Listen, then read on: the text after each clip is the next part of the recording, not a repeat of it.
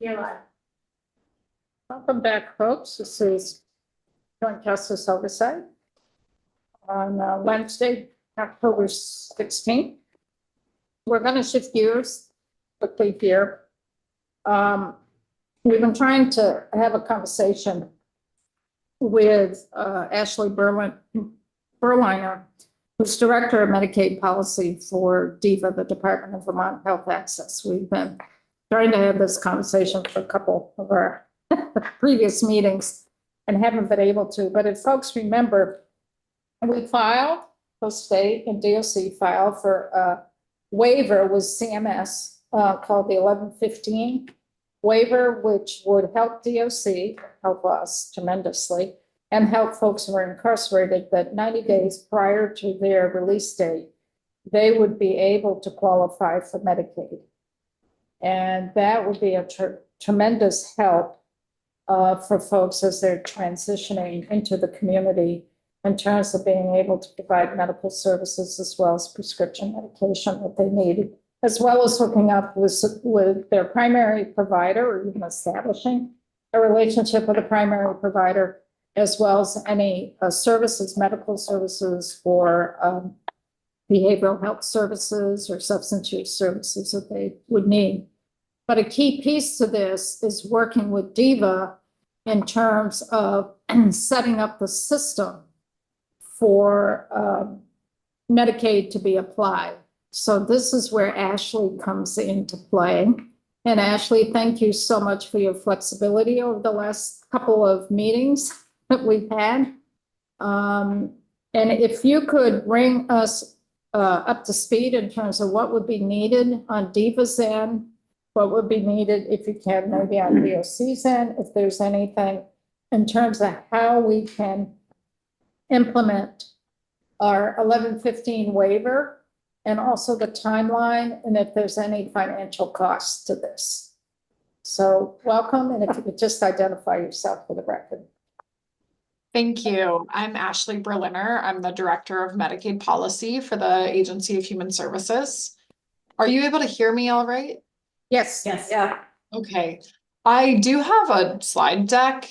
I don't know. I had sent it to Megan months ago at this point when I was originally scheduled. I don't know if that's something that you want me to share today or not. I'm happy to just kind of have a conversation about it as well. Yeah, why don't you share it with us? Can you do it from your end, or should Megan do it? I should be able to do it. Yeah. Give me 1 second here. We have this posted on our.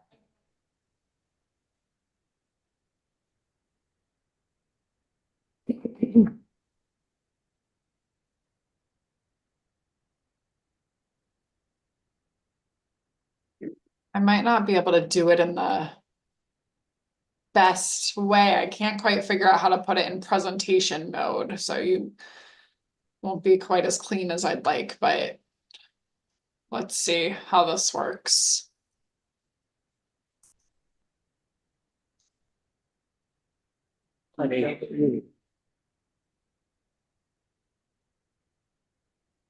That looks fine, actually. Okay, and now I have lost you, so let me figure out how to find you again. I never am on Zoom. You'd think 2024 I would know how to do this, but we're always on Teams. So that's different. It is different. Okay, but here we are. I think I figured it out here. So yes, I was here back last session to talk about how we were putting this waiver to use. We got this waiver, we applied for this waiver in 2022. Let me go back here. I'm sorry, 1 second. I'm just struggling with my view. Okay. We got this waiver, or we applied for this waiver in 2022. We didn't actually get it until July of this year, approved July 1st of this year. So when I had spoken to you last session, we were still in the middle of negotiating, and it has now been approved. We are one of a handful of states that now have this flexibility. And we've been working really diligently with the Department of Corrections as a partnership with the Medicaid program, really for the first time, to stand this up.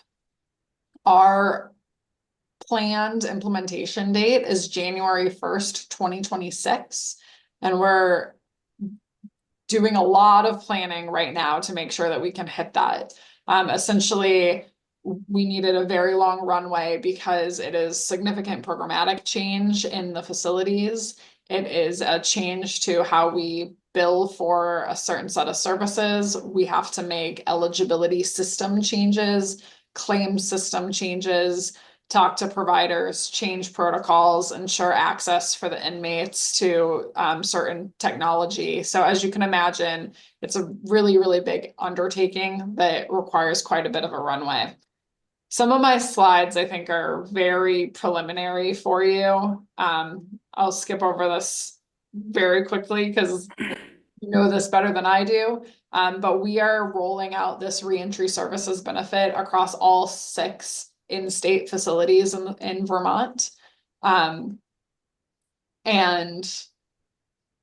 we are looking at post-adjudicated individuals only for people receiving reentry services. And I'll just take a step back. I apologize. The waiver, what it does for the state of Vermont is it allows us to get federal funding for services provided within the walls of a correctional facility for the first time ever. This is a really big deal. We're really excited that we're able to bring this federal funding into our facility and focus on reentry services for the pre-release population. The waiver explicitly allows 90 days of Medicaid payment for service, 90 days pre-release to receive Medicaid payment for services. And those services are outlined here as case management, medication assisted treatment, a 30-day supply of all prescription medication at release, medication and administration throughout that 90-day pre-release, screening for common health conditions, and peer support services. It also provides for Vermont Chronic Care Initiative to come in and really hold that case management role at the pre-release period and then into post-release.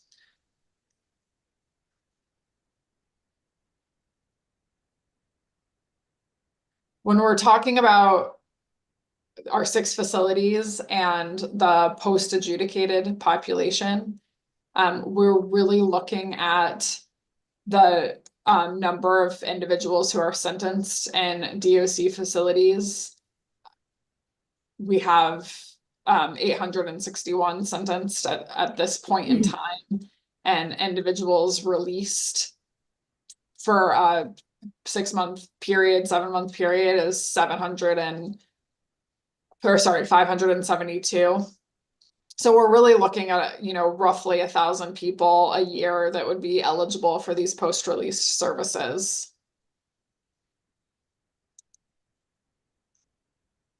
Can you go back to that slide?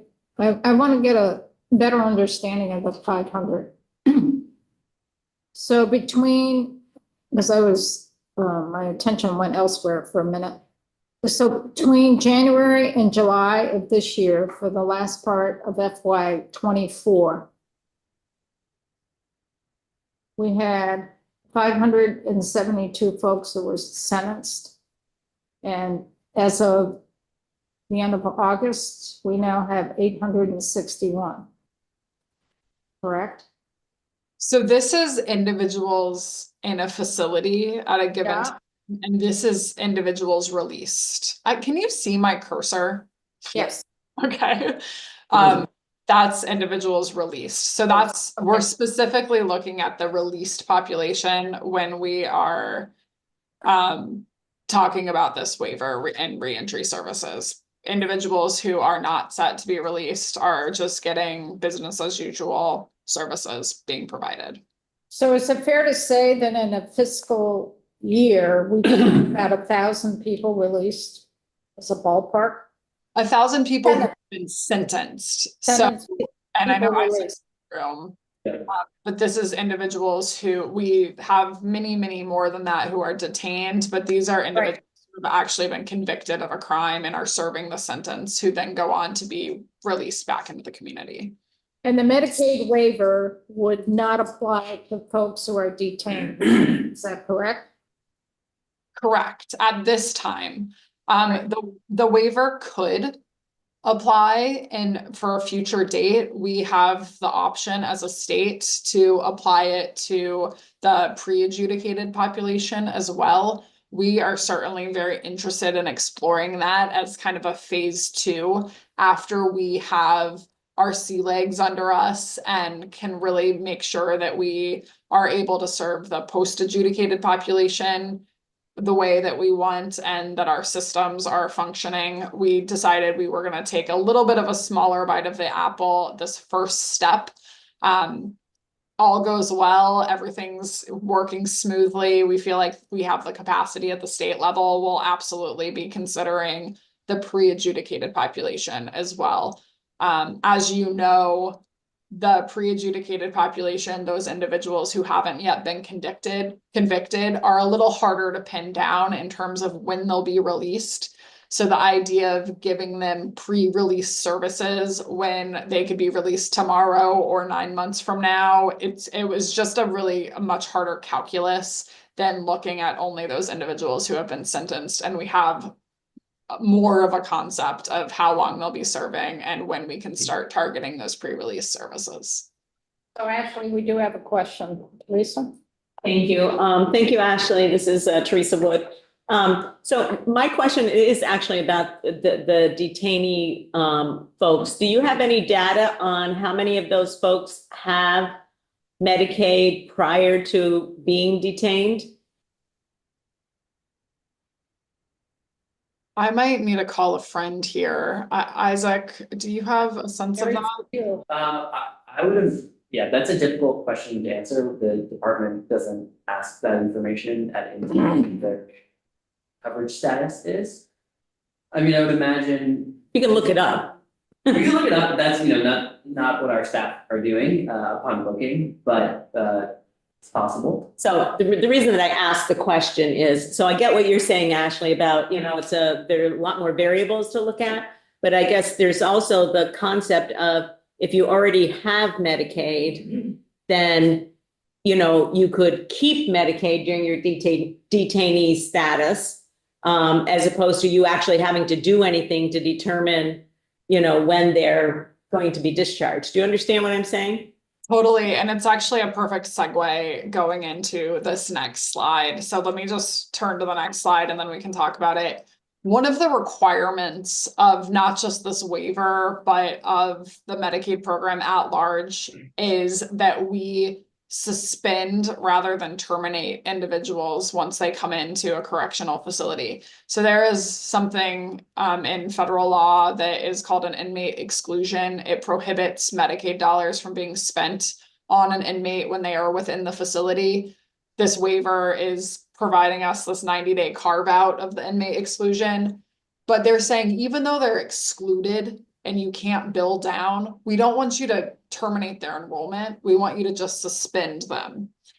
And what we are doing as part of this process is making sure that we actually have the functionality to suspend them, and then if they're not already enrolled, enroll them, and make sure when they are leaving the facility, whether they're sentenced or just detained, pre-adjudicated, that people are going back into the community with Medicaid eligibility. So that's a big focus of this, regardless of the population, is making sure people have access to the Medicaid application, getting them on Medicaid if they're not already. We're looking at that holistically, not just on the sentenced side of the population.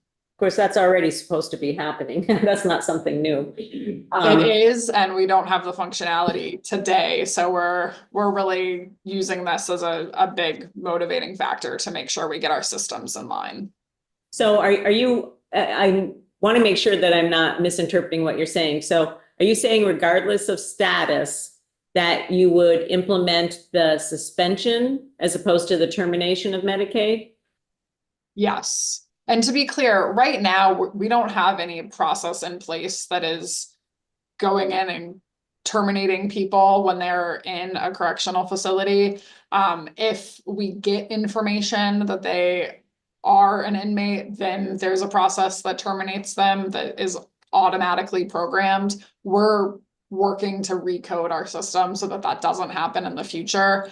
But yes, in the future, regardless of status, we are going to be working to enroll individuals in Medicaid, make sure that they have Medicaid when they leave the facility, and be suspended, not terminated. So we have a couple questions, Ashley. We have Jenny and then Topper. So Jenny? All right, thanks. Thanks, Ashley. This is a real terrific update and greatly appreciate it. I'm going back to the slide that you have on the key features of the reentry initiative, shows the service and the provider. And then as well, what you were talking about recently with administering the change and what we have and what we don't have. But my question is, so we have the contractor, but Medicaid will still have to administer this program. And the contractor may be carrying out the medical care, but there will be some investment in the administration. So do you have kind of a printout, an analysis of what the administrative costs are versus what the contractor will receive for the patient in this case? So you've got a couple of different places where I can see administration. Just how is that gonna break out? Or you've got a slide. Well, I think this slide is important. It doesn't answer your direct question, but I think it's important to understand how we are thinking about paying for this service or set of services. So right now we're paying general fund for all of these services. It's going to Department of Corrections is paying WellPath for services that include regular services throughout the duration of their sentence, as well as pre-release services. WellPath is subcontracting with a pharmacy contractor to provide pharmacy services. In future state, what we'll be doing is actually having DOC still do that whole process. So DOC is paying WellPath, and then I'm sorry, I am on the wrong slide here, I think. Oh no. Okay, this is it. DOC paying WellPath, but what's happening is that DIVA will actually be paying a separate PMPM just to the Department of Corrections for reentry services. So nothing about the WellPath contract is going to change, but we're going to develop a per inmate per month calculation that is what the cost of the pre-release reentry services are. We'll be paying that once an individual is released, a 3-month look back so that we know that it's an actual 90 days pre-release. And then DOC will be basically crediting their general fund allocation and debiting their global commitment allocation based on that claim event. So Interesting. Good. So the provider is not going to be billing Medicaid at all. It's just going to be a intra-agents AHS financial transaction. that's right. The DOC will still give that advance payment in the form of general fund to the provider, and then we'll be truing it up on the back end after an individual is released. And will that, I'm sorry, Madam Chair. Topper has a question. Yes, I'm sorry. Let me No, go. this is helpful. This is good. I'm fine. So go. So Topper, Yes. you're next. Yes.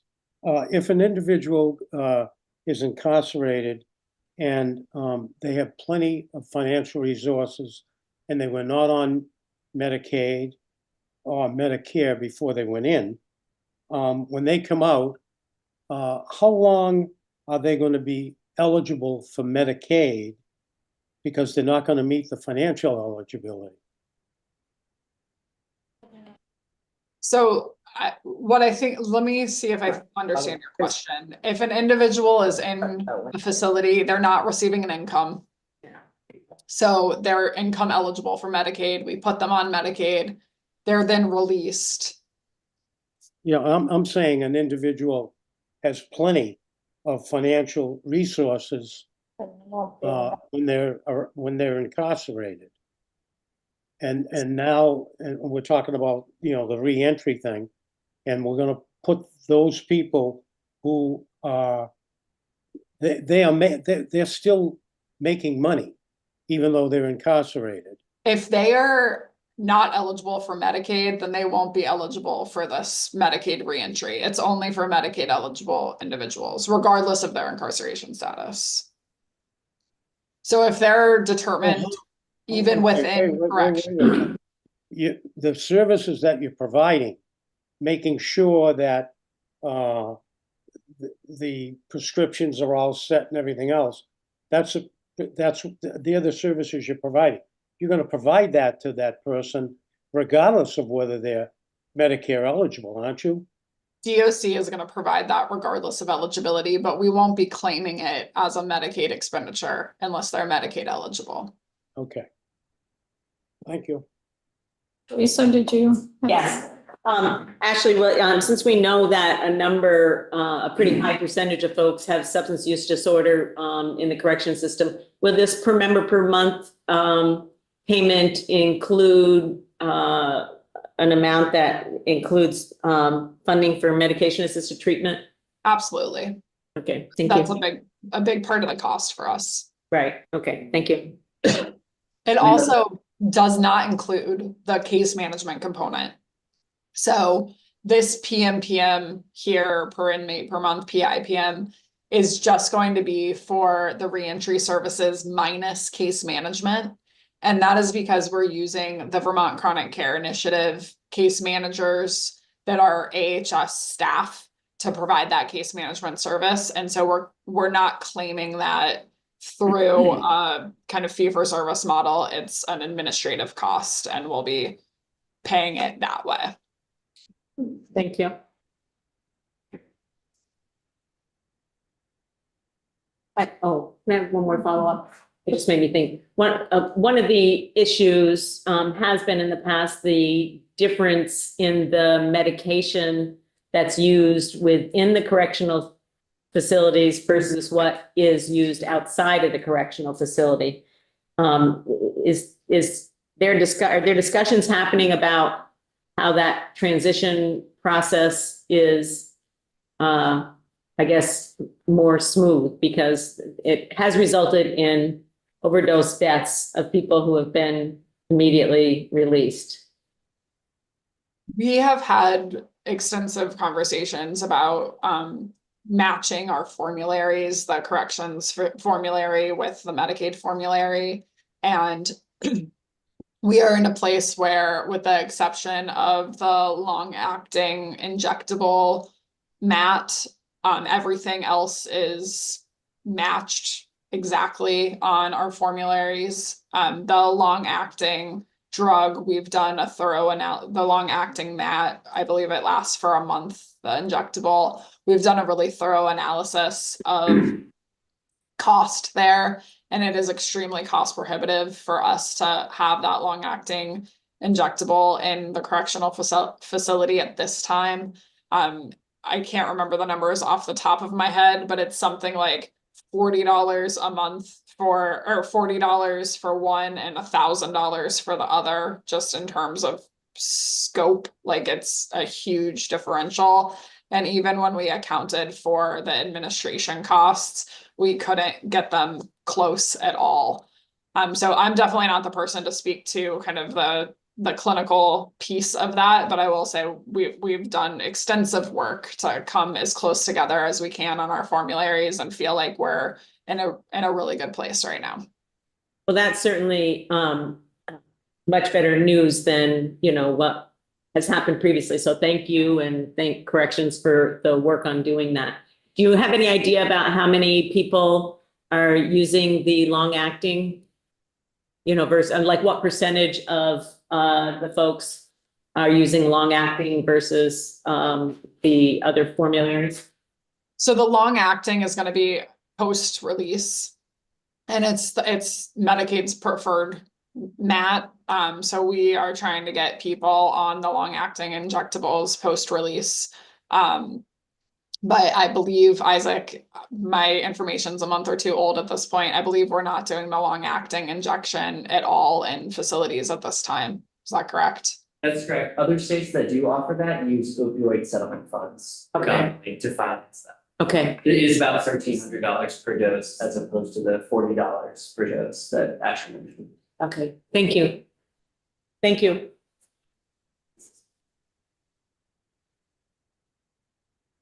We lost our chair. Are there any other questions? Here for 1 minute. Go ahead. Do you have a No, question? I don't know. I have no more questions. Does anyone else have a question about the 1115 waiver for folks? Good. Oh, Thank you for your work on that. that was great. Thanks for your interest. Yeah, Hopefully we no. can come back when it is off the ground and report on our progress. When do you project that to be, Ashley? We're aiming for January 2026, so we're still a ways away. We are just now digging into our IT systems to make the necessary changes. We have to figure out a way to flag individuals in our system so that we know that they're Medicaid eligible, even in corrections, and we can claim these costs. We have to figure out our payment methodology within our claims system. So we still have a lot of work ahead of us and are looking at a little more than a year from now. Okay. So Ashley, I think one thing that's going to be important is when the new session starts, to have the respective committees do get an update on all of this and start doing a little deeper dive for that. So we'll have you back, some of us here. After that. Yeah, and I mean, one of the things that I'm presuming that you'll also be doing is tracking the cost differential, the potential general fund savings that should be achieved by being able to claim federal receipts for these services. So thank you for raising that. I think I Like, said this at my original presentation, but you weren't there, Representative. So there is a reinvestment requirement that says any general fund savings, we have to reinvest in this population.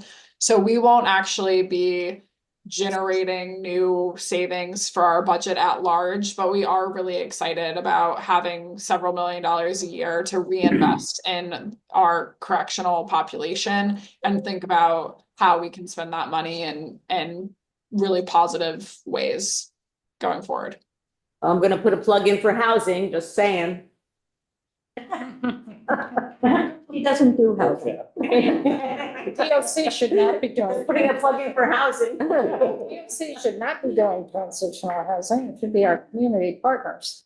Well, it doesn't, it's for that population. It doesn't say DOC has to do it. I have transitional housing all set to go.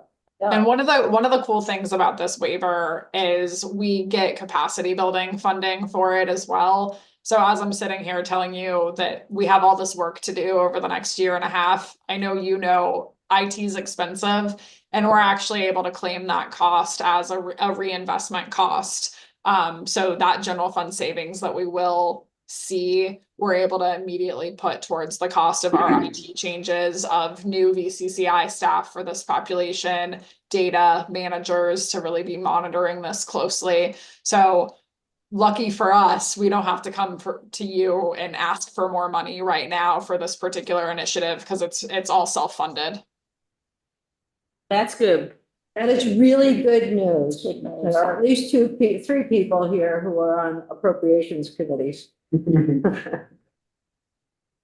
So one reason I got up and walked away, and Ashley, I don't know if you want to stay with this or not, but last meeting, we had scheduled Ben to give us a review of a piece of legislation that we put in place last year. It came out of my committee as well as Senate Judiciary Committee about reentry and the transition of folks to continue receiving medical care and continue receiving their prescription medication when they reenter the community from the facility. And I think this is a good transition. We didn't get a chance to do it at our last meeting. And I quickly spoke to Ben to see if he could come up real quick and do this for us, because we still have some time between now and 2:30. And Ashley, you're more than welcome to stay on if you can, in case there's any. We are going to be talking about MAT. Be talking about trying to get folks hooked up to Medicaid on the outside and hooked up with their providers. So I don't know if you have time to just listen in, but there may be questions for you. Sure. Thank you for the invitation. I'm gonna allow Isaac to report back to me on that, if it's okay, and I will, Great. we'll talk to you all later. Thanks so much. Thank you so much, Ashley. So Ben, we're picking up quickly here because you were going to give this presentation Last meeting. last week. And I think it's really important for the committee to see what has been put in place through this past session's legislation. And I think Megan's in the process of posting my memo on this for the committee website now, so you'll have access to what I'm talking about. Right. And I'll try not to take Ashley's departure personally as I start this. But for the record, again, Ben Novogrodsky from the Office of Legislative Counsel. So Act 159, which started out of H 876 last year, which was a committee bill from the House Corrections and Institutions Committee that made a bunch of changes to the corrections laws. But as far as prescription and opioid use treatment coverage, it really, for the first time, enumerated the procedures and process to administer people seeking reentry of these services. So, like I said, there really weren't any laws that specifically outline that procedure and the quantity of prescription medication for offenders preparing for release into the community. Rather, it was contract-based. Vermont law mandated that DOC figure it out essentially with its third-party medical contractor to establish those procedures. So what Act 159 did is put some guardrails in place to ensure that there's some uniformity.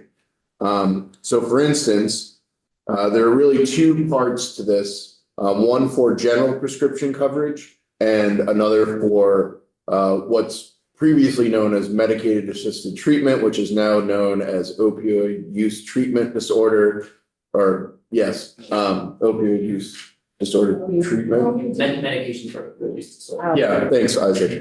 So it's the constant evolution of these acronyms. So that's what's in the statute. But taking the first part of just general prescription coverage, it created the following mandates for DOC and its provider as part of the reentry plan for an offender taking prescription medication. One, offenders prescribed medication while incarcerated must be provided with a minimum 28-day supply of medication upon release, if available, and if it's clinically appropriate.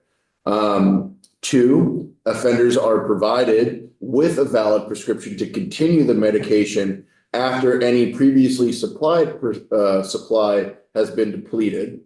So basically you get one Pills. right, you get one prescription to redeem in the community once the supply that you leave the facility with is gone.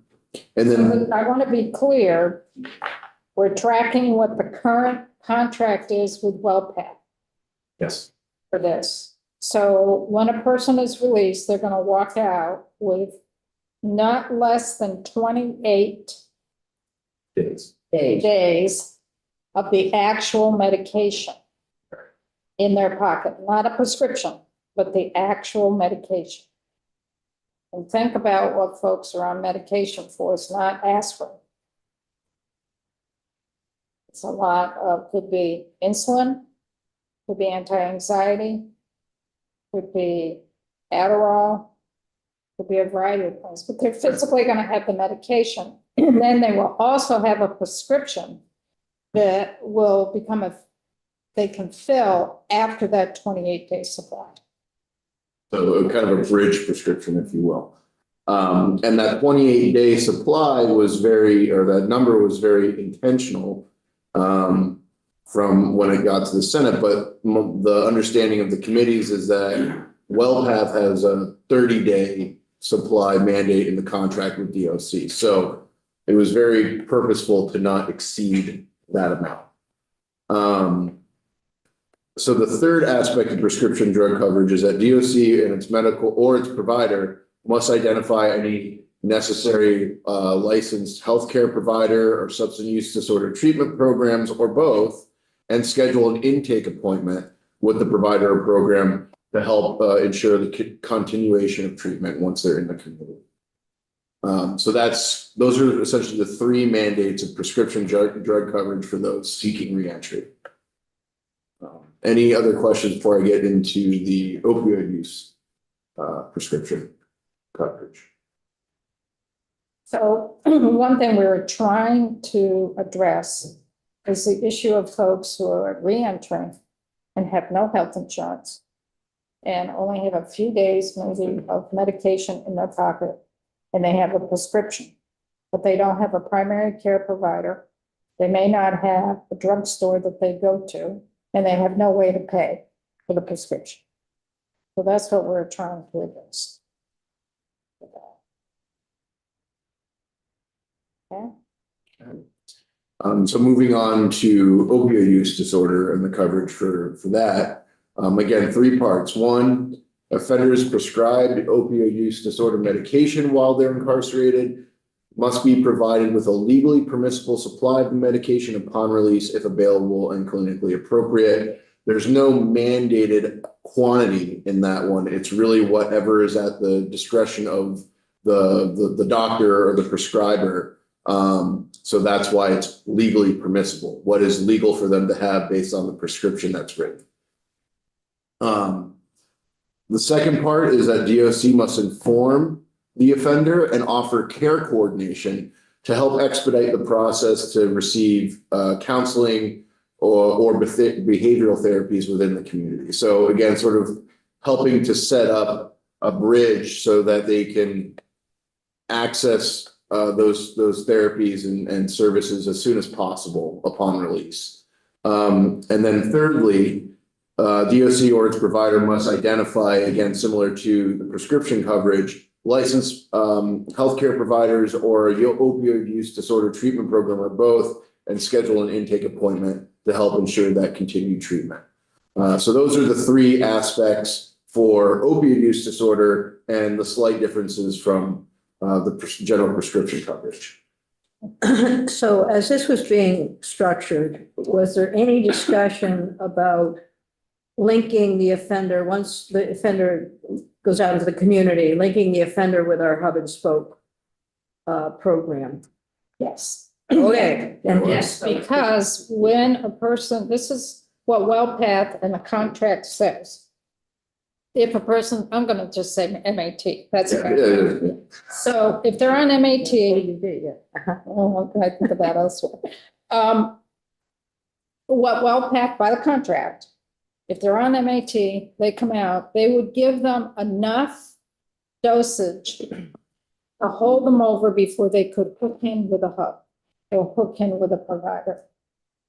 So it could be 3 days supply, it could be 5 days supply, whenever they can hook in with that hub. But we wanted to make sure that we've got DOC working with the offender to expedite that and to get it set up. Senator Lyons, so is your question a little bit? No, my question It's was, different. are they, Did he explicitly link them? mention of hooking directly up with the hub so that when they get back out to the community, they're working with medical providers familiar with use. Yeah, there's nothing specific in the legislation about it, and I couldn't be misremembering. I don't recall that there was a specific conversation about that. It's really general, so the way it's written, it could include the hub and spoke as well. Right. It says opioid use disorder treatment program, but the medical DOC or its medical provider Right. must identify the opioid use disorder treatment program. So it would help the offender know where to go. It may not be a hub, maybe something Could else. be a recovery center. Right, Right. but it's something So they're not walking out with 28 days worth of MAT, 28 doses. Without having some, They're not even, connection. they're only walking out with the number of doses they need before they can hook up with a opioid use disorder treatment program. And there was, the language is was intentional in the sense that it was to inform and offer care coordination, not to necessarily mandate it, because that would infringe. right, patient rights. You can't do that. Exactly, so the obligation on DOC is just that, to offer, to inform and offer, and then it's up to the individual to pursue it if they want. Thank you. But by doing that, kind of addresses what some of the questions when Ashley was here about folks transitioning to the community and the continuity of care.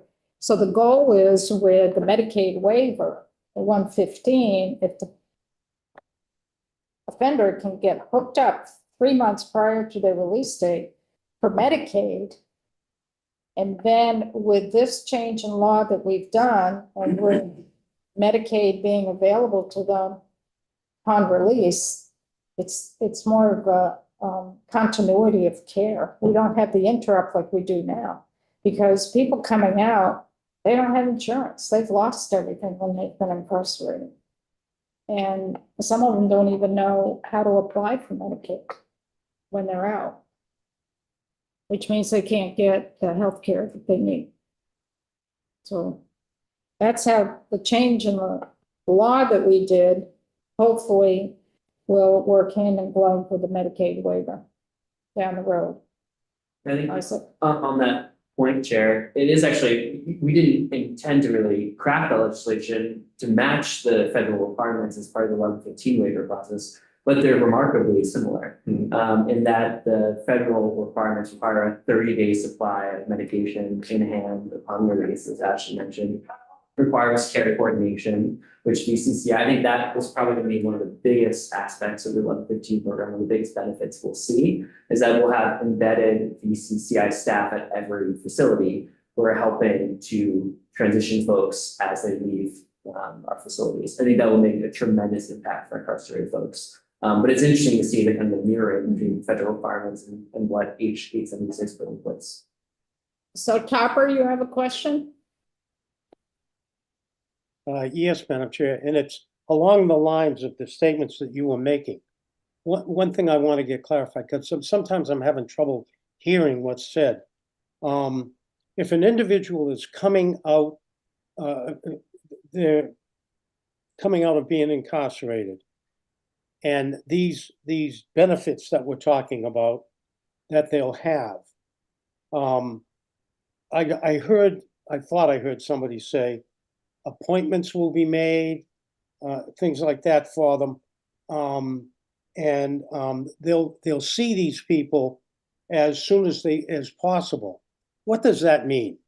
Are we talking somebody, could somebody have to wait 2 or 3 months to see a doctor or to get into a program? Because to me, if that's the case, we're not doing what the intent was to bridge it so that wouldn't happen, and they don't get tangled up with the people they were hanging around with before they went into prison. Well, the legislation, the way Understand what I'm saying? I do, Representative McFawn, and the way that the legislation is drafted is that, you know, the duty is to schedule that intake appointment. But like I think many of us experience when we're scheduling doctor's appointments, that can be quite a while. So the assistance is really in the coordination of it all, but no one's really skipping the line, so to speak. They're just kind of getting in the back of the line with the help of DOC. Does that answer your question? Yeah, it does. So there's no protocol or no procedure that says, okay, we know this person is going to be out in 6 months. We know that it's very difficult to get a doctor's appointment or other kinds of appointments. They don't, I mean, is there no time when they start early enough so that a person doesn't have to wait when they get out? for an extended period of time? Because I see everything breaking down if they have to wait a long time. Yeah, I see your point. I mean, that might be a better question for DOC itself as far as when they start this process, but my understanding is that it's typically 90 days prior to release that this all starts to get into motion. So I think that's the time frame. Maybe there are exceptions, but Yeah, I mean, part of it also depends. We just talked about earn time, which, that release date can sometimes be a moving target. So if someone has a major DR, their release date might get pushed back 7 days. So it's a bit difficult, but that is one reason why we also narrowed the population sentence, or as we talked about in committee last session, the offender. That's why that term is used in Act 159, because the detainee population can be so difficult to estimate that release date. yeah, and that is something that's good to highlight. In the statutes, there's a difference between an inmate and an offender. An inmate can be everybody. An offender is a sentenced individual. And this is just limited to offenders because, as was discussed in committee at the time, there are, I think, what I would phrase as practical impediments to providing such services to people that may only be there for 3 months total, or 2 months, or 6 weeks, or a weekend. So there's sort of that practical element involved. And the other thing too, Topper, we may think in the best of world, start knowing where a person's going to go 6 months prior to their release. The key to finding a provider is, where is the person going to end up living?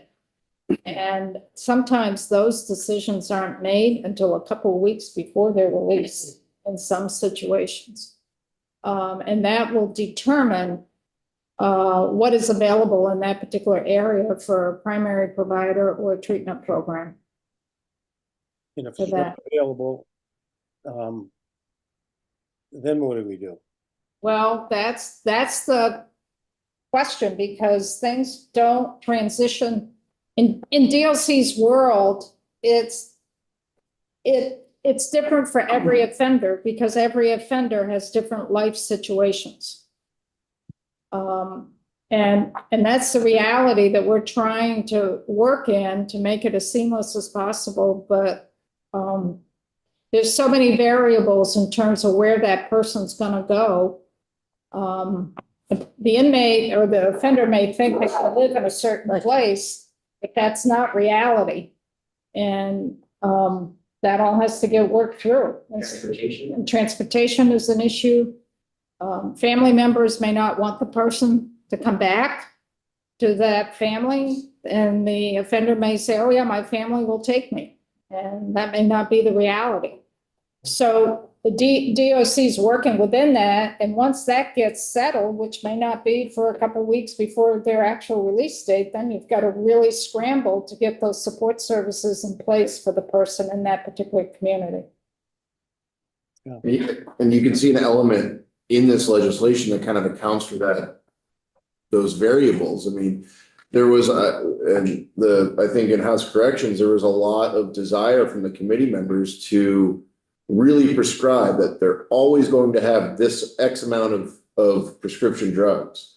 But you'll see that there's language in here that says if it's available and if it's clinically appropriate. Because if you're mandating DOC always supplies someone with a 28-day supply upon release, but for whatever reason the pharmacy doesn't have that much, then there's a mandate that they can't fulfill. So this accounts for such a variable. And so to the chair's point, it's hard to uniformly account for so many different situations given the uniqueness of each individual. And many of these individuals do not even have a primary provider. They may not even have a primary provider when they come in the first time to be incarcerated, or they haven't seen primary provider in 10 years. So you're starting from scratch. And I was not to add fuel to the fire here, but a number of these folks have ended up in the hotel program through emergency housing, and it's probably more likely than not that they won't have that available to them because it will be full, given the limitations that are in place right now. So that's another variable that enters into this equation. Really simple. Yeah. At least I wanted to give the committee at least an update in terms, we did do some work to try to address having a seamless transition back into the community in terms of the medical piece. But there's a lot of barriers there that offenders encounter. They don't have a primary care provider. A lot of folks coming into an incarcerated situation to begin with don't even have insurance. They may not even be on Medicaid when they first go in there. So we're really starting from scratch. And they don't have much of an ID when they come out. We try to address that in this piece of legislation, which you can't get anywhere. Can't pick up medication. You can't even apply for Medicaid unless you have some form of an ID.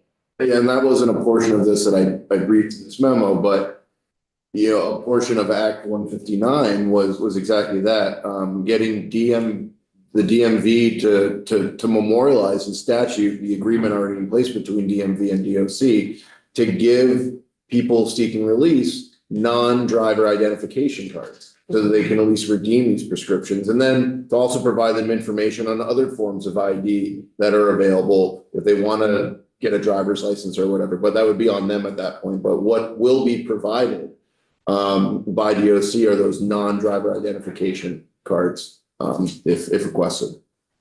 I mean, ironically, some of the testimony we received said, well, sometimes the person just needs to say university for an ID. Some of the folks don't even know where they were born. So when you start hearing testimony like that, things that we just take for granted, doesn't always play out in the corrections world. So I just wanted to put this on the table to follow up from the 115 waiver. And it hopefully will come together and be seamless, we hope, for that. So we do have a little bit more time before VSEA is coming in, and I know we need to talk a little bit about this morning with the earn time. We didn't have any committee discussion on this. What are folks thinking in terms of recommendations? Yeah, you're gonna need to write something here. I know I was hearing the victim notification system, maybe making some recommendations on that. Do we recommend we can spend more time at our next meeting in November on this too. But do we want to make a recommendation? Mary Jane Ainsworth was suggesting that to have it equal and fair to recommend earn time for folks who are on parole. The victims are totally opposed to that. The other piece, do we try to flesh out trying to do earn time for folks who are in a work program or educational program? Those are really the three pieces that I see at this point. You said victim notification. Victim notification. Topper, you have your hand up. Is that a legacy hand? Yeah, Was that no, you? I particularly want to make sure that as you said, Madam Chair, there is a very specific procedure to notify victims of any movement of the person, whether they're coming out of being incarcerated, whether they're moving from one place to the other, if they're on parole, as they move around. I just really feel that someone has to be responsible for notifying the victim, and there has to be a specific procedure to do that. Because when I listen to what's going on in the victim's life, to me, we really need to listen to that and do something about it. That makes sense. Yeah, I mean, I wrote down some things about that victim notification as well. I mean, like, for instance, I don't know, did they talk about it at the police academy? You know, so is that, it seems as though what we heard loud and clear this morning is that multiple touch points. So whatever the touch point that the victim is encountering, whether it's law enforcement first, whether it's, you know, crime victim services, whether it's the victim services at the state's attorney's office, whether it's the judiciary, that there needs to be a consistent message about the notification system. And then it seems as though that there's some ongoing work between the state's attorney's office and DOC about improvements to the system. So, I mean, and I guess I'm not a big supporter of expanding access, expanding a program that I think's got some things that need to be worked on before we expand it, I guess. Yeah, earn time, whether it's earned or learned.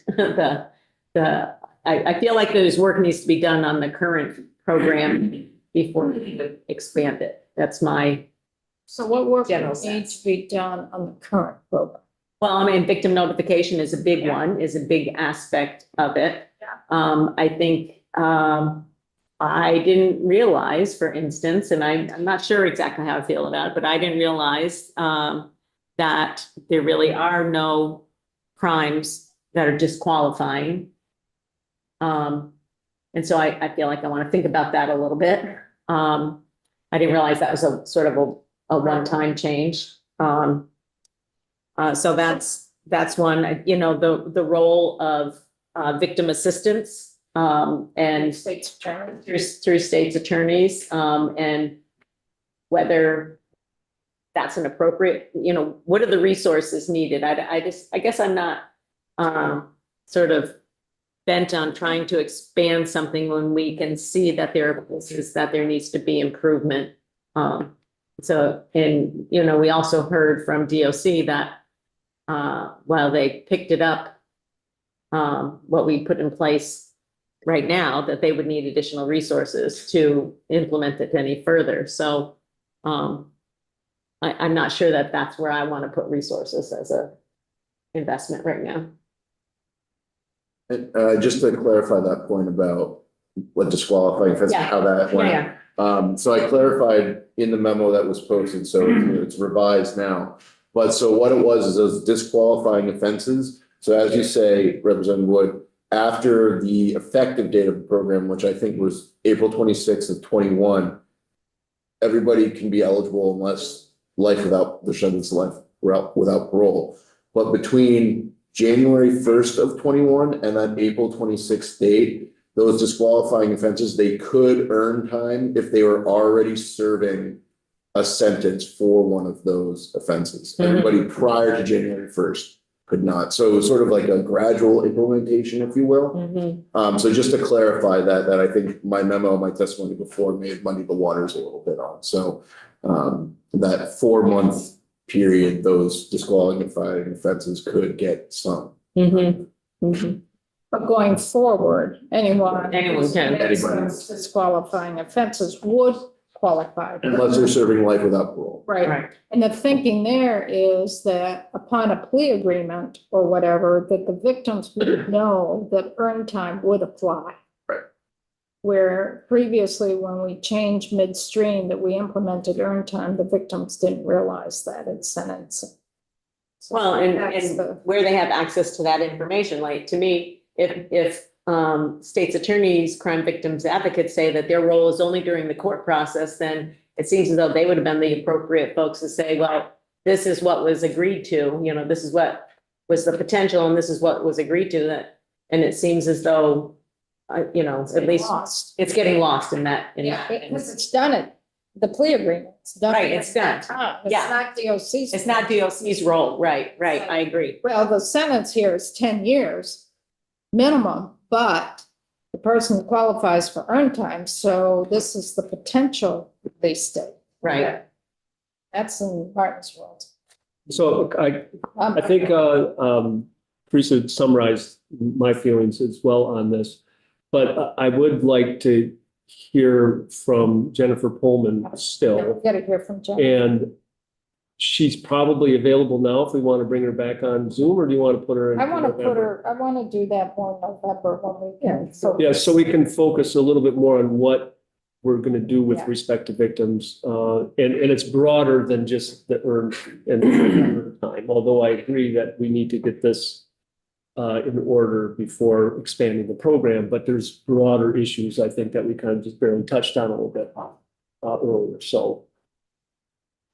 Other thoughts on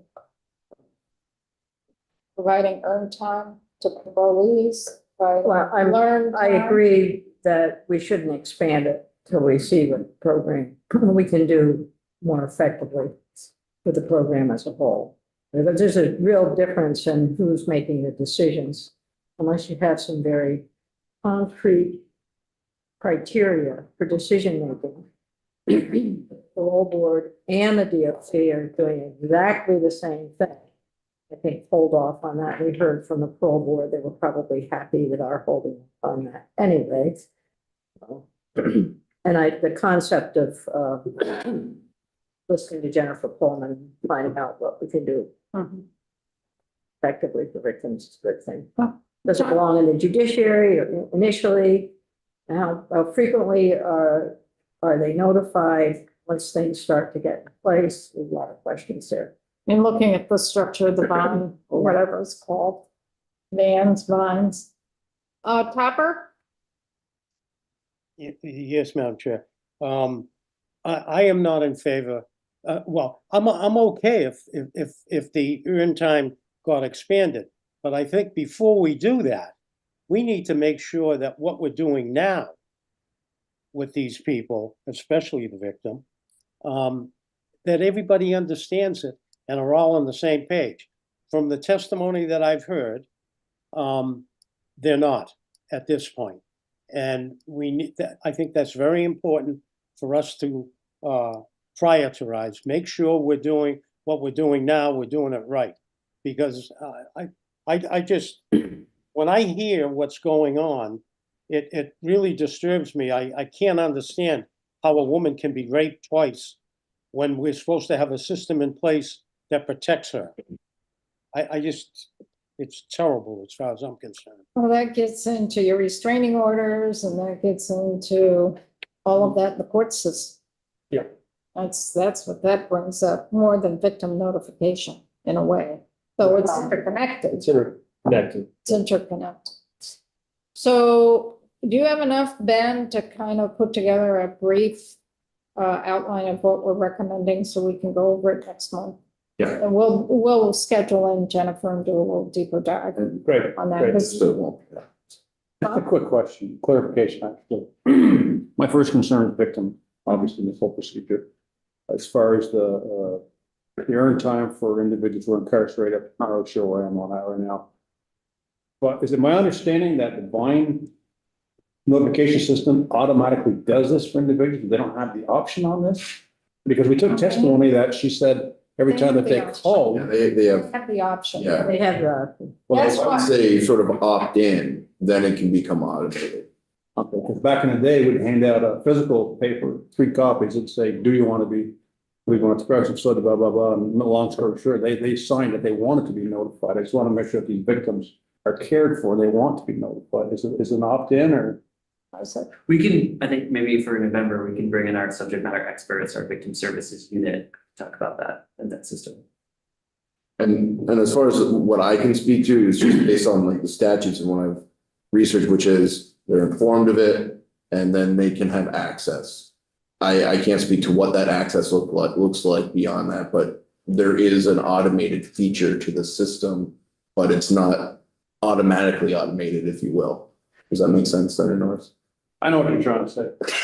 Well, also, we did in the law, the No. statute, we made sure that it was offered, but we don't want to mandate that every month or every 3 months, the DOC notifies the victim of how much earned time the person has earned. we're leaving the victim to make that decision, because the testimony we received from the victim folks was that for some folks, it's a re-traumatizing of the event. They don't want to be notified. Or they want to be notified less often because it's so traumatic. So we leave it up to the victim themselves to make that decision, how often they want to be notified. Some want to be notified a lot and some don't want anything to do with it. Okay. So just to kind of summarize, what I'm hearing is that it seems like the committee wants to hold off on expanding to learned time. And then potentially refine the Vine system and refine the current earned time program. What about expanding the current earned time program to parolees? Holding off on that as well. So basically take care of the current structure before any expansion is considered. What I'm hearing. So have a good foundation for we build on another story here, okay? Well, it's always about housing.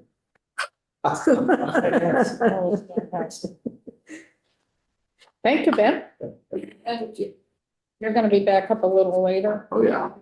Pose a thought. Yes. Am I going anywhere? Not going anywhere. So last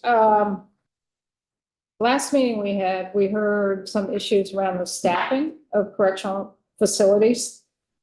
We heard about the new staffing hours that DOC has implemented. We heard from some correctional officers, yes and no, and stresses of what's happening within our facilities. BSCA has requested to come back in with some folks to really talk about facility staffing. I want to be very, very clear, we're not getting into contract negotiating issues to negotiating between VSCA and management. That's up to the union, that's up to those folks, the collective bargaining situation where it's not a legislative role to get in the middle of that. But we do need to hear how staffing is impacting our facilities and impacting our state employees who are working in those facilities.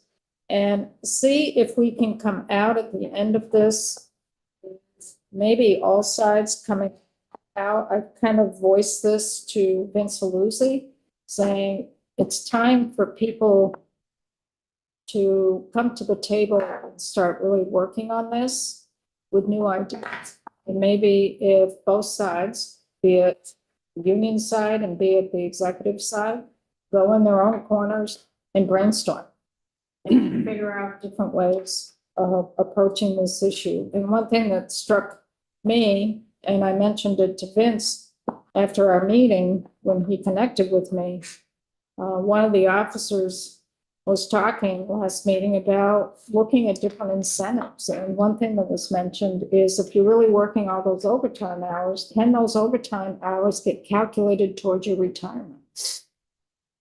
You know, those are the kinds of thoughts that we now need to bring to the table, because we've been hearing for a number of years, we need more money, we need more people, we know that. And we know we can recruit at times, but the key is retention.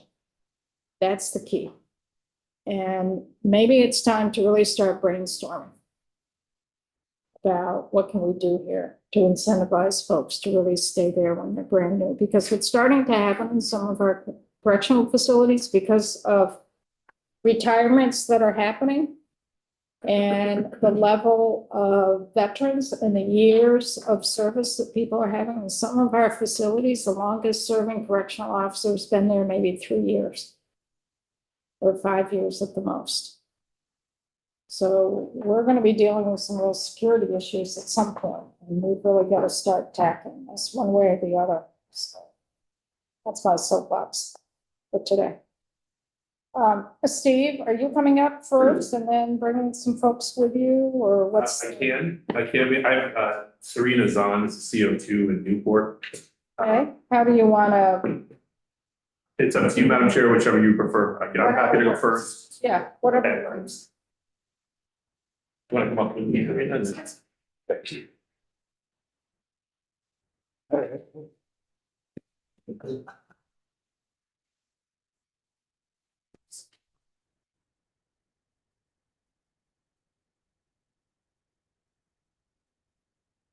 afternoon. Afternoon. For the record, I'm Steve Howard. I'm the Executive Director of the Vermont State Employees Association. And we represent the frontline staff in our correctional system. We also represent Serena Zahn, who is a veteran, a 16-year veteran of corrections, CO2 from Newport, who can talk with you directly about her experience as a frontline worker in corrections. I wanted to share with you, and I think we have, I hope we have this, try to do a better job of that. Just a little bit of research that the SEA did put together to outline some of the circumstances that our members are facing. And really, I think, Madam Chair, you already said that you do know what is happening. And I can't stress enough to you how our members feel about what is really a public safety crisis. We are at some very dangerous levels of staffing. It just came from a labor management meeting at the Springfield facility just yesterday. I think there's a universal understanding of the crisis that we're facing. And you can see that some of the research that since June of this year, staffing vacancies have increased from 15% to 18%. We are forcing correctional officers to work 16-hour shift after 16-hour shift after 16-hour shift, driving home exhausted, often falling asleep on their way home, away from their families and away from their lives.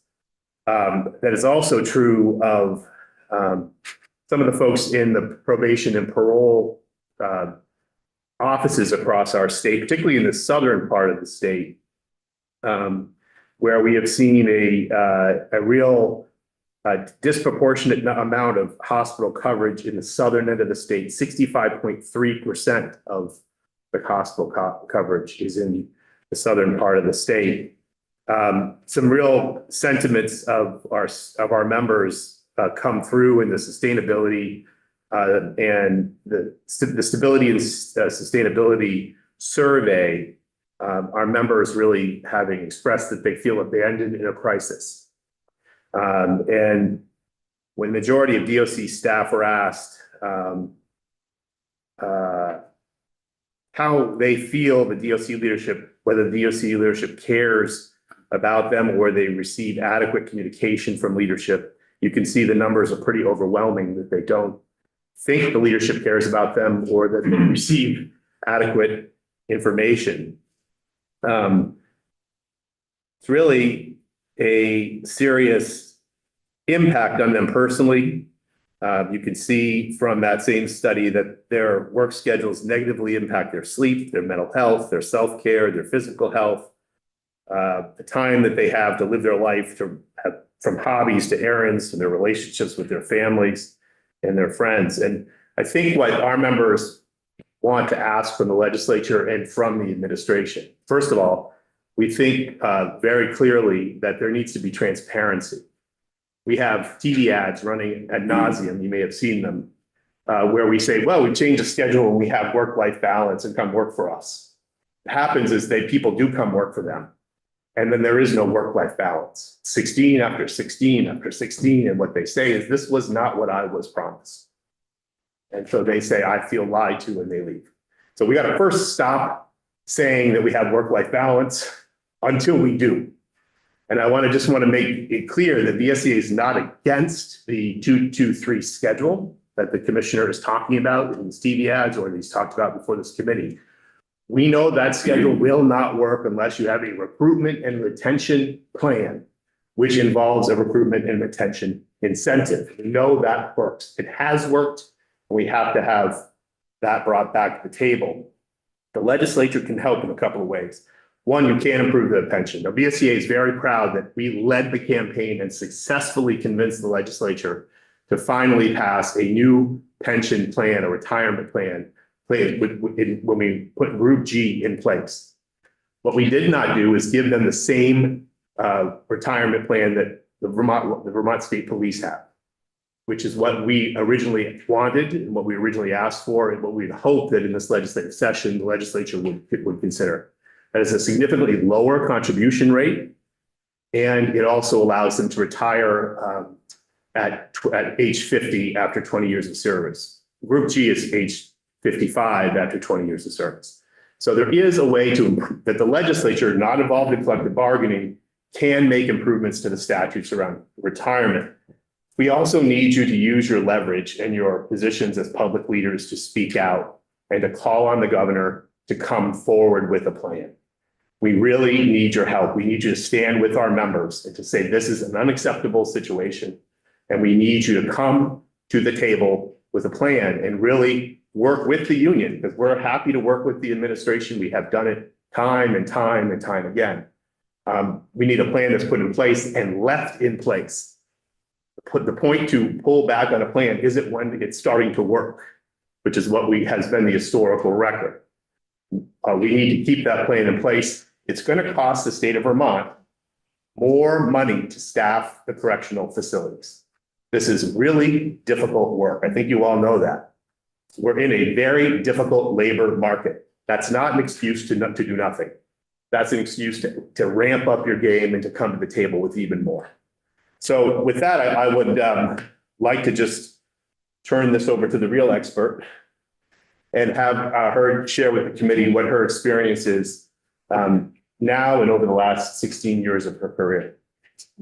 Welcome, Sabrina, if you could identify yourself. My name's Serena Zahn. I'm a CO2 at Northern State. First of all, I'm a mom, I'm a wife, I'm a grandmother. I participate in my community, and then my job as a corrections officer. I wanted to say that when Commissioner Demmel spoke last month, he showed us a lot of charts and graphs, and we were referred to as numbers and statistics and data points. And it felt really dehumanizing because I think he's missing the point. We've heard a lot of people's experience that we're tired. I want to say it goes beyond tired. We're not just a little sleepy. It's bone weary, exhaustion, tired.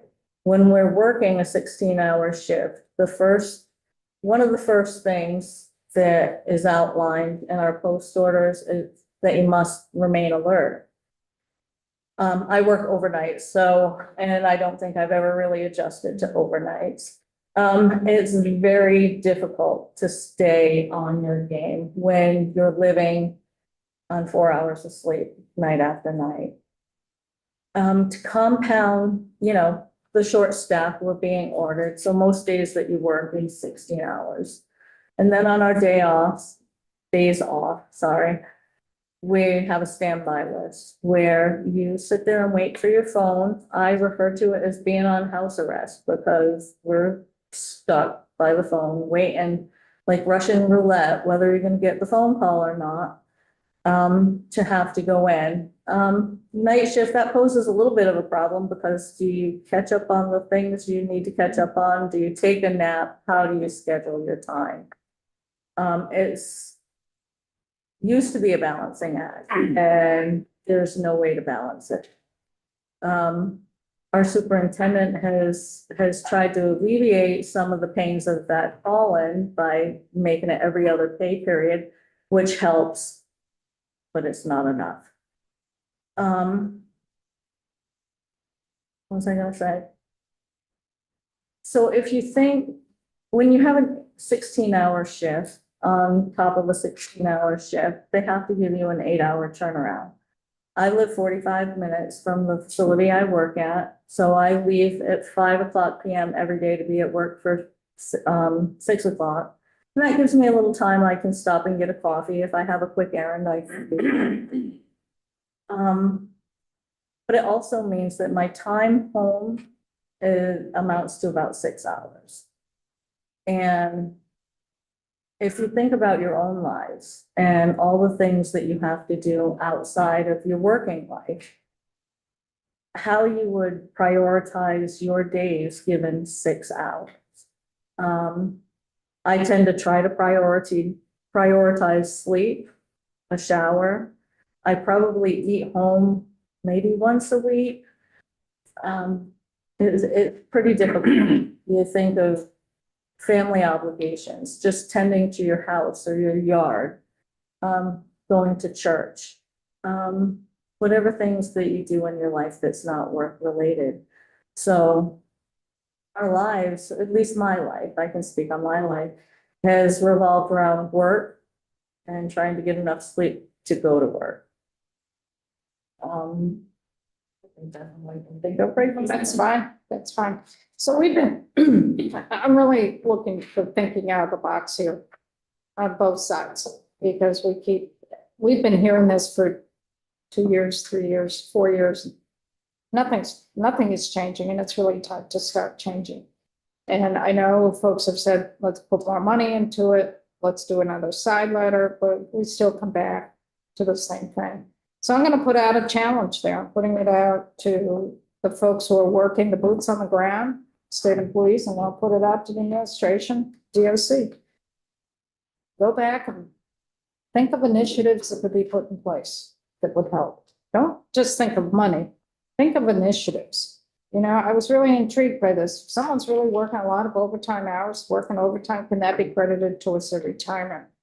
There's other options. Could former employees come back in maybe any time to start alleviating this? Could case supervisors come up to the table and start helping to fill in? Could our field officers, P&P officers come in on a Sunday? Ma'am, all of that is happening. Our caseworkers fill in overtime. We have probation and parole that come in and do overtime.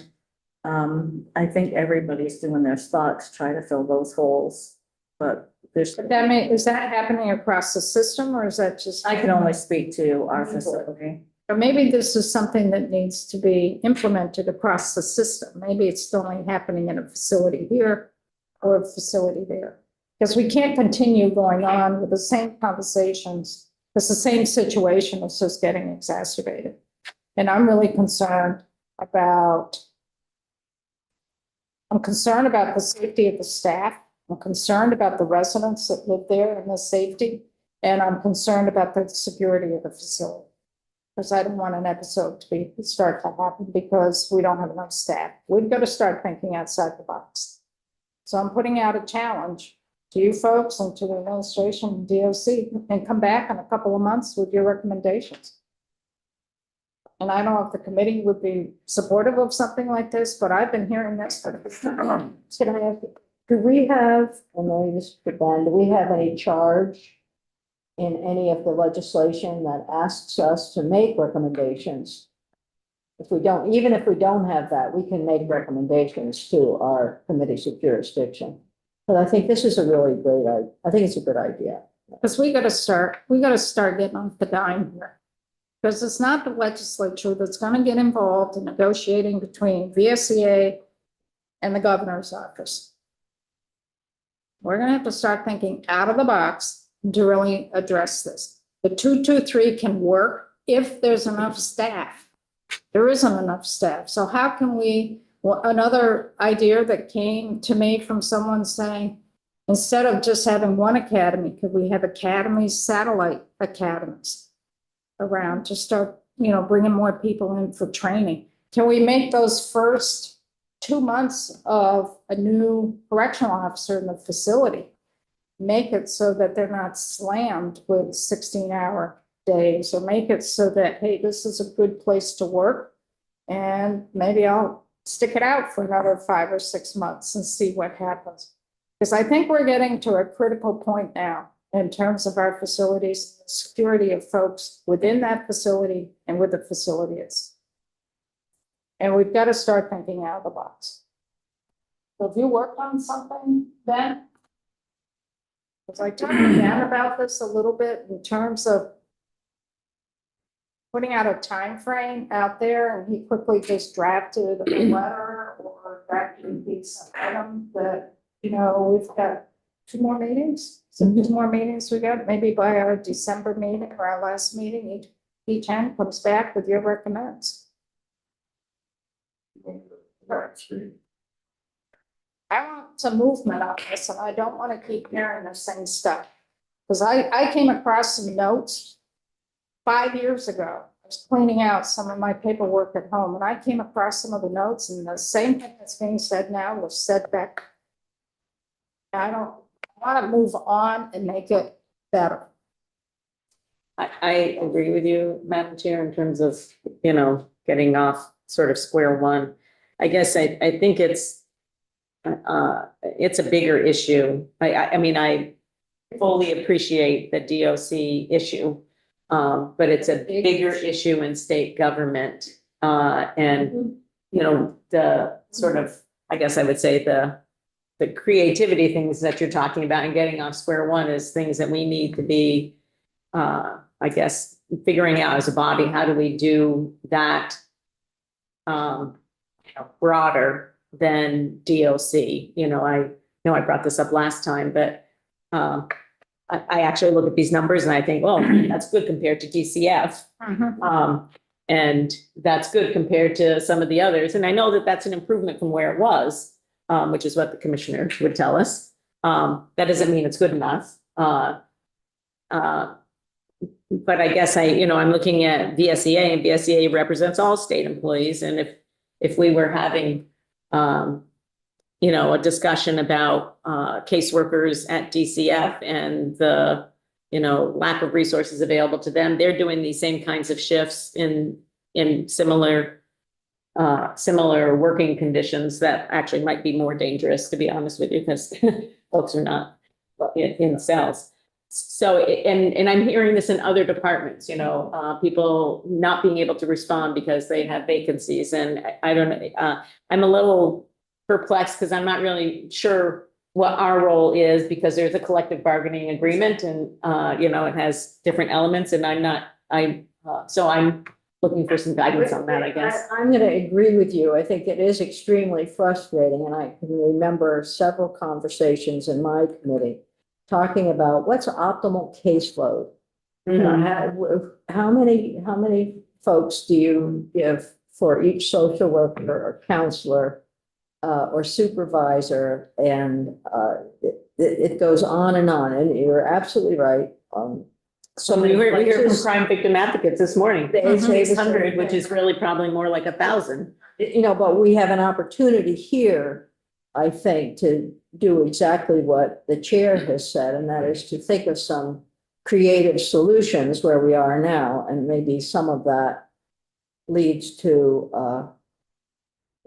how do we optimize what's needed at each of the centers. And it might help focus in terms of what we needs. have the money to cover. I think Well, it could help focus what would be needed to go forward with a collective bargaining. What would be needed to change some statutes? What would be needed for funding? I mean, right now, it's a big glob and there's no movement. So let's do some work. Ask a question here. Thank you. I appreciate what you all do. I really do. I've worked in corrections and another gal from far, far away a long time ago. Okay. And I know there's a shortage of personnel. I understand that. In most cases, there is throughout the state of Vermont. But my question to you is, every time that we listen to Mr. Howard and so on and so forth, it feels like we're getting in between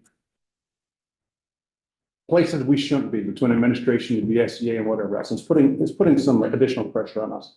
But you talk about being on call, and you talk about them calling you in.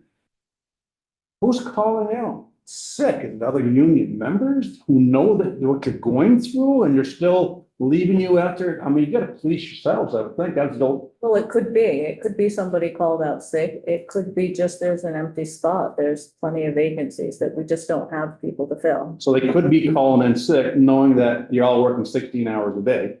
Yeah, sometimes. You think that's happening? I'm sure. Let me give you a Some of that does happen when you can't get rest in your schedule. It's wearing, and sometimes the only way you can get a break is to take a sick day.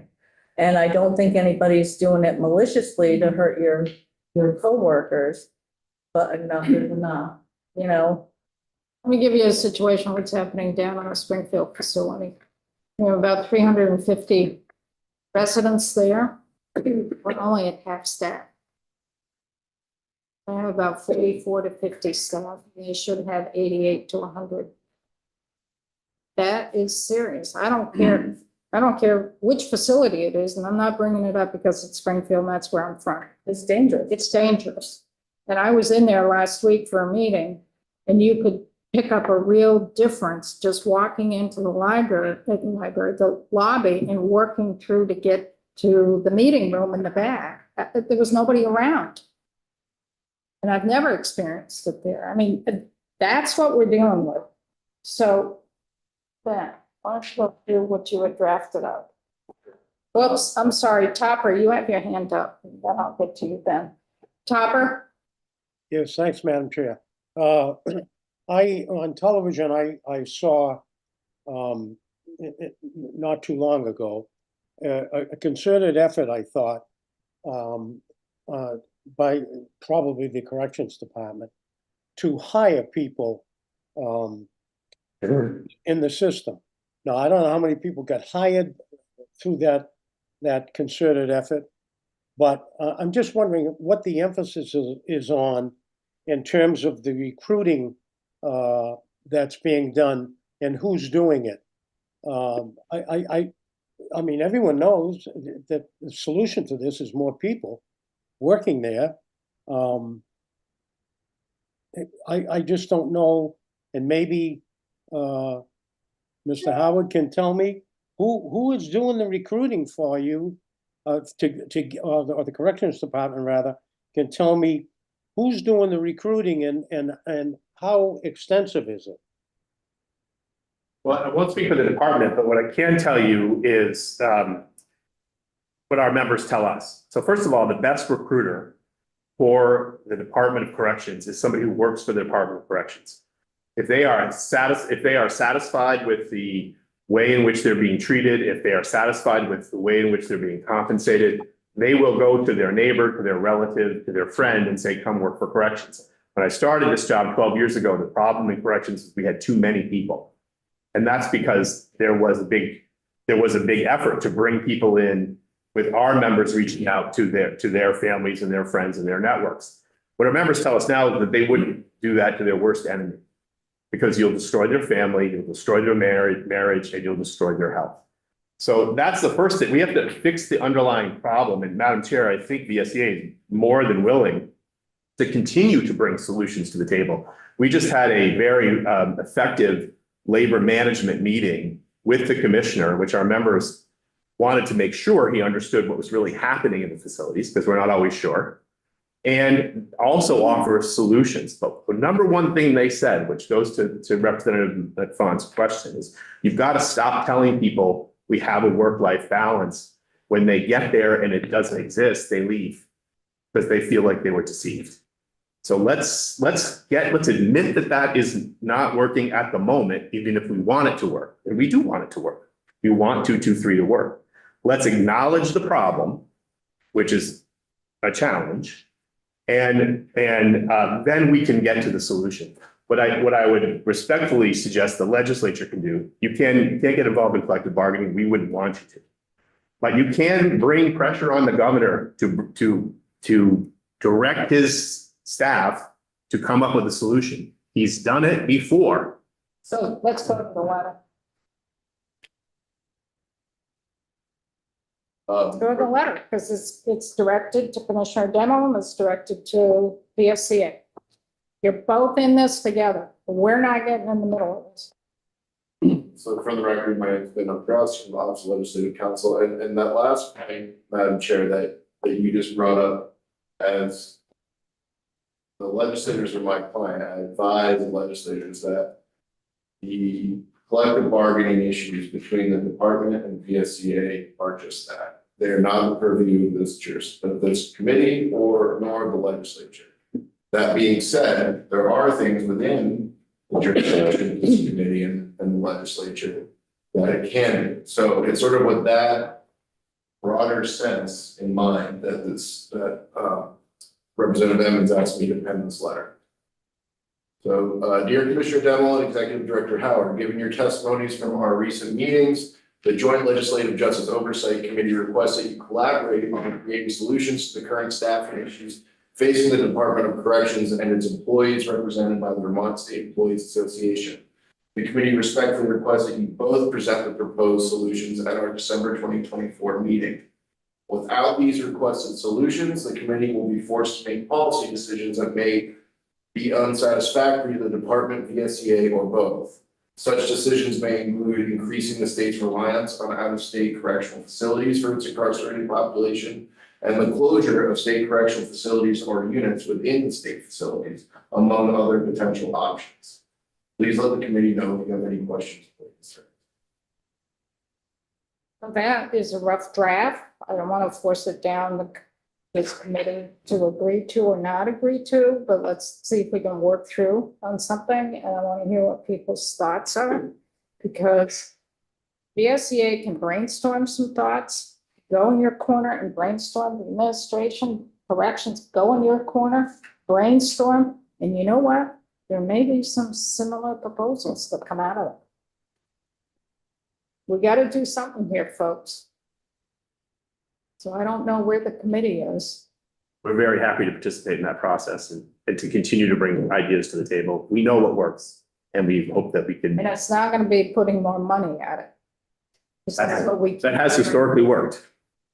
So we keep hearing. and the other- More money at it. Well, I was just gonna say, I recall testimony saying, it's several million more dollars that, yeah, that we are going to be already getting a request to do in budget adjustment. They said they're coming to budget adjustments with a request for, I don't remember the exact number, so I'm just not sure that we can continue to go beyond that, and whether it can be used more creatively, or, what solutions. And, you had mentioned, Steve, a few things last time, to look at that weren't necessarily money right now, but did involve things like giving credit for, if you were talking for retirement, and what to do with, I know right now, unused sick time. People tend to use their sick time in certain types of positions, and, are there ways to incentivize people to not do that? And That gets a little bit into collective bargaining. it does, which is not something that we're going to necessarily Yeah. suggest, but if you two come to the Yeah. table and suggest it, you're the parties to the collective bargaining agreement, so. And I mean, I would love it if they would work together and present something that they both agree with, not necessarily go off to your separate corners and then come back together, but We're happy to try. yeah. How about DOC? Do you be able to do something? Yeah.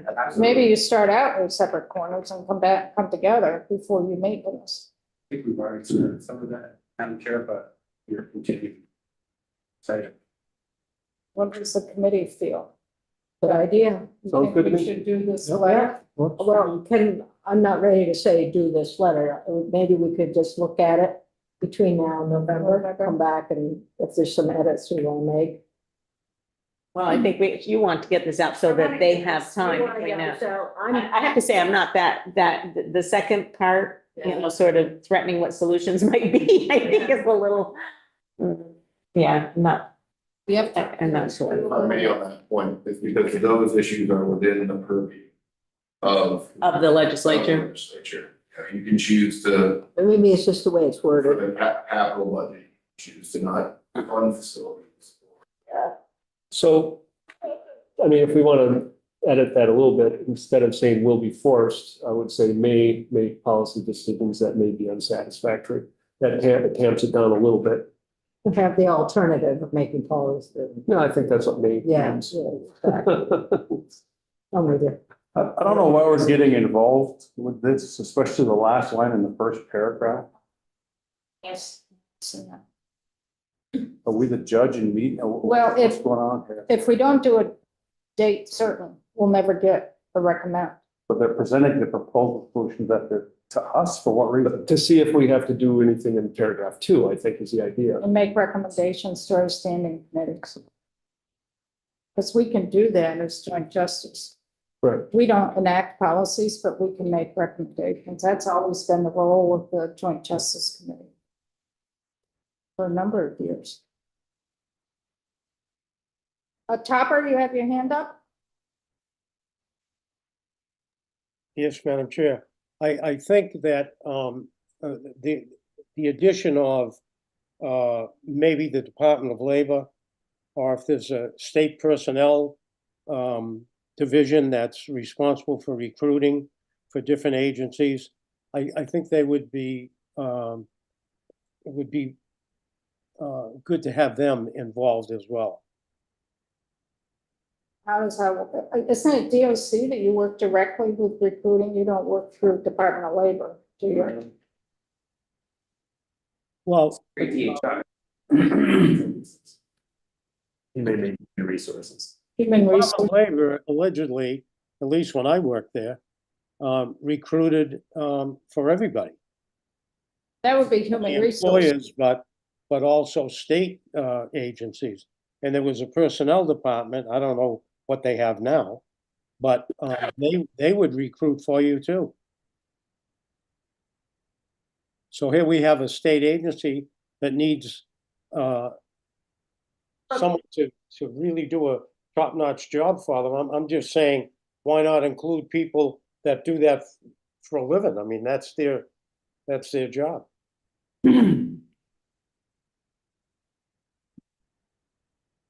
When DOC does recruiting, do you work with HR? Do you go directly? Do you have your own system? But we also do work with DHR. So maybe one of the recommendations that comes back from this going out and making recommendations could be that there could be more coordination between VSCA and DOC and Human Resources for setting up a structure for recruiting. Maybe that could be one of the recommendations. I think if you start bringing in more people in this, you're going to dilute everything and it's going to take longer. That's my concern. But maybe that could be a recommendation of how you involve HR with the other parties, with the OCA. I don't want to lose that thought, Topper. So what change did you put in there then? Committee meeting?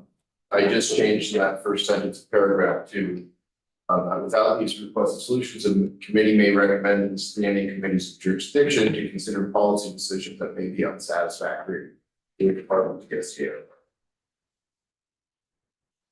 Then you just have those conditions. Need that, change it. That's second. What is the committee thinking? You gotta take out the second sentence. Second sentence, I have a problem. Do you have a problem with the second sentence? You can take that out. Yeah, we we don't don't need it. We got the second sentence. I'm trying to have one suggestion if you're open to hearing. Uh-huh. So I do, some of these may not, I see them in that second paragraph, you also have the jurisdiction over pensions and retirement. And that could also be a recommendation that may or may not be something that I would include that as enhancements to retirement as a possibility. I just wouldn't put anything in the second Once sentence. you folks figure that out. Yeah, that's. We come back with that. Let you folks figure that out. So take out that second sentence. And then we're left with giving the charge of what you can do. It's collaborative on creating solutions, but you each go off the wrong world, brainstorm, and then figure out how it's going to work together. And then present it to us at our December meeting. And if there are no solutions, then we're going to make recommendations to standing committees to consider policies. Basically what it says. Does that make sense to folks? I like the letter. Do we Yeah. want a date for I like it December in too. there? Well, Do we it's want a date our certain? December meeting. Right, do we have a date certain yet? Because I think that should be in there. Yeah, I don't think we have a date yet for December. Do we? Okay. According to Doodle, doodle. Doodle. November 21st would work for everyone except Senator Baruch and Senator Lyons, the question mark. Bond was a maybe, and December was December 17th without Senator Baruch. That way, Senator. And you're gonna put that out via email, right? Or has I gone out already and I missed it? I didn't send it out yet because we didn't. Okay, send it out. So, Do we? That's why I can specify. the right, dates. so November 21st is our next meeting, and then the What day of the week is that? Is that December 11? Thursday. Oh, see that could be Elcar, that's all. And Is that then, Elcar? I don't know. That would be a problem for I could you check. too, Trevor. November 21st. and then December 17th. is a Tuesday. Perfect. Tuesdays are good. Well, I didn't think they were good for you. Just try to make me work. Well, put in December 17th. Let's hope it does. November 21st. Well, we don't need November because they're gonna be working. But November 21st, I think Trevor's looking to see if it's Elcar. I think it is, yeah. Is Yeah, it that's why I Elcar? said I had a question on it. Is it all day or is that a half day? No, it's morning, 10 to noon. 10 to noon. He's the chair, he can tell you everything about it. 10 to noon. There's two of us gone. Two of you gone. Mhm. Well, depending upon what your agenda is, maybe it's an afternoon meeting. Senator, Could be. I did the days. Oh, brother.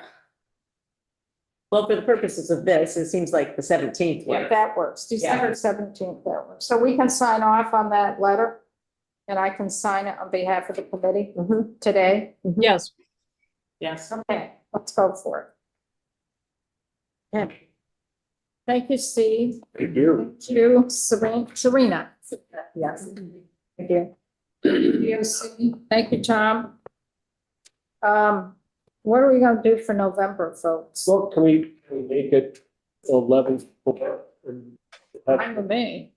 first hour, something that Vinny doesn't care about, And Trevor, and Trevor, of course. we care about it all.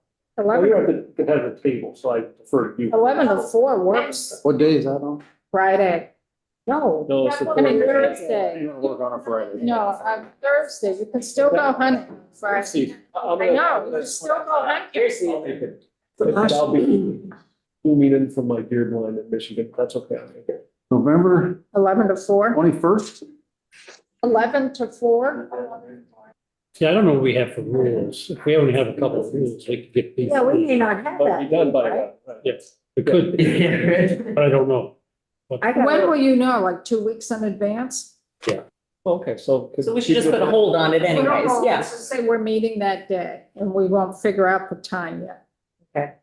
Perfect, It could be 10 to 3 or 11 to 4. perfect. Copper and Irene, hold on November 17th. Well, that's my fear too. That's- November 17th is a Sunday. You mean the 21st? Sorry, I meant, yeah, I didn't mean. Thank you. That's okay. November 21st. Yes. And then December 17th. 17th, yeah.